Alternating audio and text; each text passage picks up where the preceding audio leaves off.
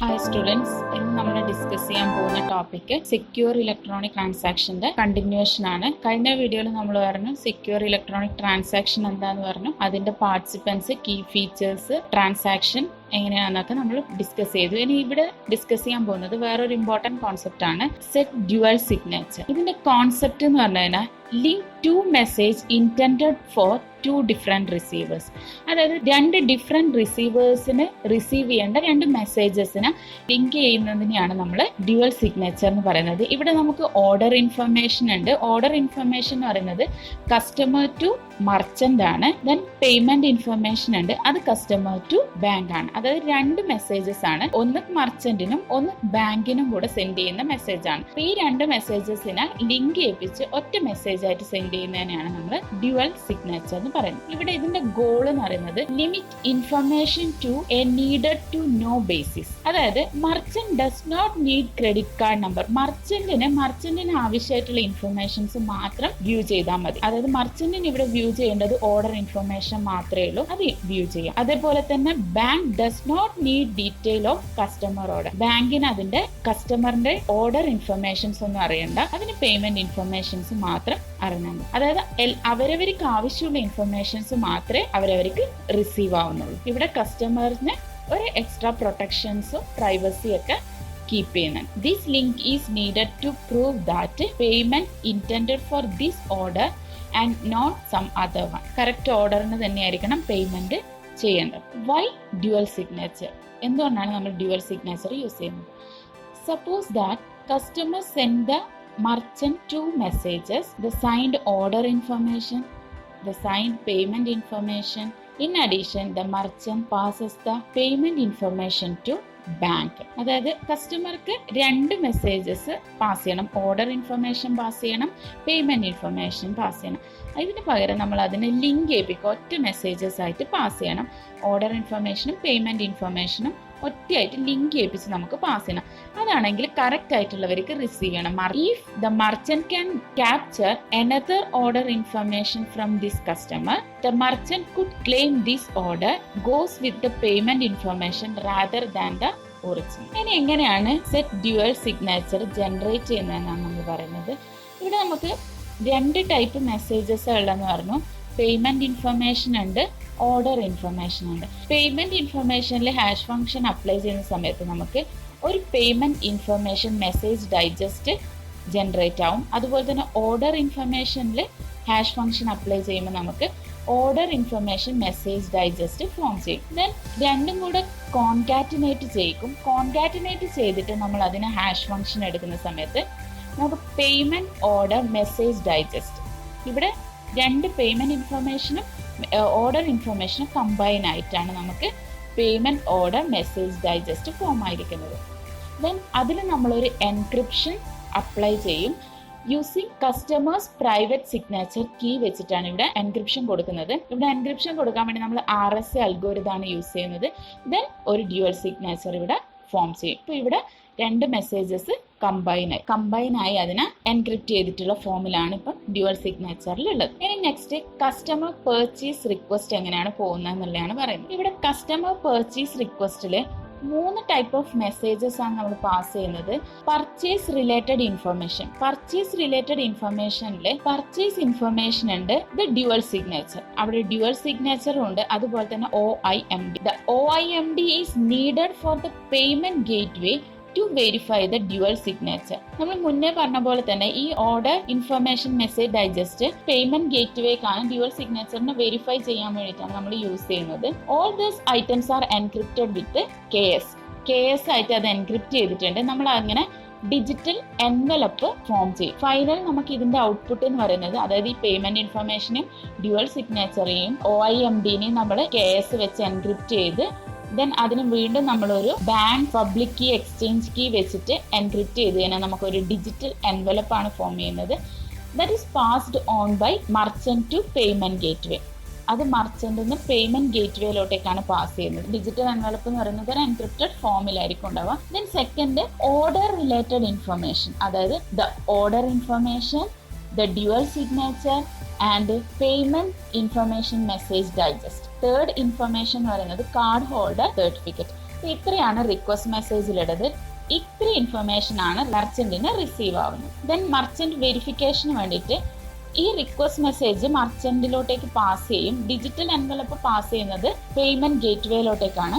First തന്നെ card holder certificate customer's public signature key വെച്ചിട്ട് ഡീക്രിപ്റ്റ് ചെയ്യും. അതിന്റെ കൂടെ തന്നെ ഡ്യുവൽ സിഗ്നേച്ചറിനെയും കാർഡ് ഹോൾഡർ സർട്ടിഫിക്കറ്റിനെയും ഡീക്രിപ്റ്റ് ചെയ്യും. ഡീക്രിപ്റ്റ് ചെയ്ത് കഴിഞ്ഞാൽ നമുക്ക് കിട്ടുന്നത് പേയ്മെന്റ് ഓർഡർ മെസ്സേജ് ഡൈജസ്റ്റ് ആണ്.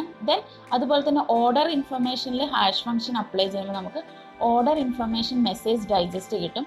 അതിന്റെ കൂടെ നമ്മൾ പേയ്മെന്റ് ഇൻഫർമേഷൻ മെസ്സേജ് ഡൈജസ്റ്റും കൂടെ കോൺകാറ്റിനേറ്റ് ചെയ്ത് അതിന്റെ ഹാഷ് ഫംഗ്ഷൻ എടുക്കുമ്പോൾ നമുക്ക് പേയ്മെന്റ് ഓർഡർ മെസ്സേജ് ഡൈജസ്റ്റ് കിട്ടും. അങ്ങനെ നമുക്ക് ഈ 2 പേയ്മെന്റ് ഓർഡർ മെസ്സേജ് ഡൈജസ്റ്റ് കിട്ടി. നമ്മൾ അവിടുന്ന് ആ 2 പേയ്മെന്റ് ഓർഡർ മെസ്സേജ് ഡൈജസ്റ്റും കമ്പയർ ചെയ്ത് കഴിഞ്ഞാൽ വാലിഡ് കസ്റ്റമർ ആണെന്ന് നമുക്ക് മനസ്സിലാവും. ദെൻ മർച്ചന്റ് വെരിഫിക്കേഷൻ നടക്കുന്നത് verifies the card holder certificate by means of its CA signature. Card ഹോൾഡറിന്റെ സർട്ടിഫിക്കറ്റ് CA സിഗ്നേച്ചർ വെച്ചിട്ട് വെരിഫൈ ചെയ്യും. Then verifies the dual signature using customers public key signature. Dual സിഗ്നേച്ചറിനെയും ഈ public key signature വെച്ചിട്ട് verify ചെയ്യും. Then process the order and forwards the payment gateway for authorization. ഇതിന്റെ ഓതറൈസേഷന് വേണ്ടിയിട്ട് payment ഗേറ്റ്വേയിലോട്ടേക്ക് forward ചെയ്യും. Send the purchase response to the card holder. Payment gateway authorization complete ചെയ്ത് കഴിഞ്ഞാൽ പർച്ചേസ് റെസ്പോൺസ് കാർഡ് ഹോൾഡർക്ക് സെൻഡ് ചെയ്ത് കൊടുക്കും. Then payment gateway authorization. ഇവിടെ പേയ്മെന്റ് ഗേറ്റ്വേ ഒരു ഓതറൈസേഷൻ ചെയ്യുന്നുണ്ട്. അതായത് നമ്മൾ ഡിജിറ്റൽ എൻവലപ്പ് നമ്മൾ പേയ്മെന്റ് ഗേറ്റ്വേയിലോട്ടേക്ക് സെൻഡ് ചെയ്ത് കൊടുക്കുന്നുണ്ട്. അവിടെയും നമ്മൾ പേയ്മെന്റ് ഗേറ്റ്വേ ഒരു ഓതറൈസേഷൻ പ്രൊവൈഡ് ചെയ്യുന്നുണ്ട്. Verifies all certificate. ഫസ്റ്റ് ചെയ്യുന്നത് എല്ലാ സർട്ടിഫിക്കറ്റ്സിനെയും വെരിഫൈ ചെയ്യും. Decrypt digital envelope of authorization block to obtain symmetric key and then decrypt authorization block.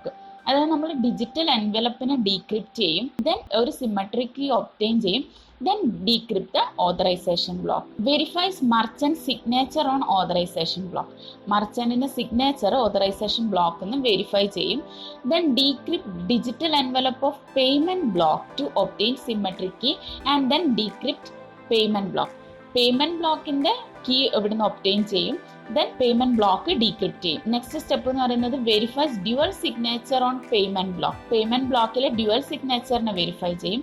Verify that transaction ID received from merchant matches that the payment information received from customer. അതായത് കസ്റ്റമറിന്റെ അടുത്ത് നിന്ന് കിട്ടിയ payment ഇൻഫർമേഷനും അതുപോലെ തന്നെ മർച്ചന്റിന്റെ transaction ID match ചെയ്യുന്നുണ്ടോ എന്ന് നോക്കും.